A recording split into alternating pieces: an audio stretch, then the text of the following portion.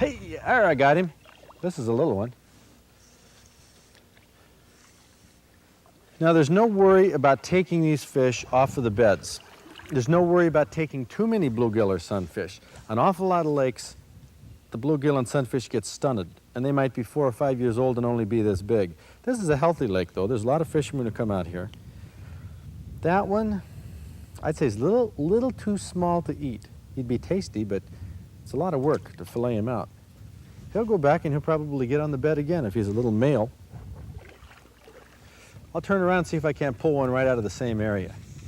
Now, I'm fishing right here off a sandy area, a beach type area. There we go.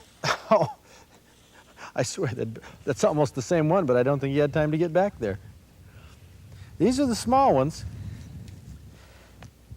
but oftentimes you can pull bigger ones right off of this shallow water too, because they come in and spawn. The bigger ones, they might be out 2, 3, maybe 4 feet of water.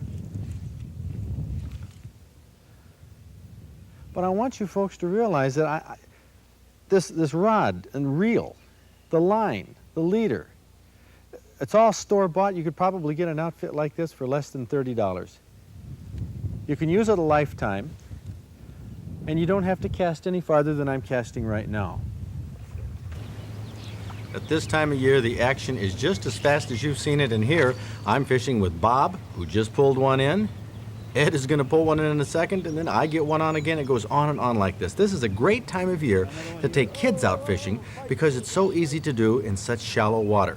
And it's something that's exciting, it's fun, the fish are good to eat, bluegills are real tasty, and you'll see that coming up. Well, I think I'm in a good spot. What? I think I'm in a good spot here. Look at this one. Good fight? Oh, not bad. Boy, I love this stuff.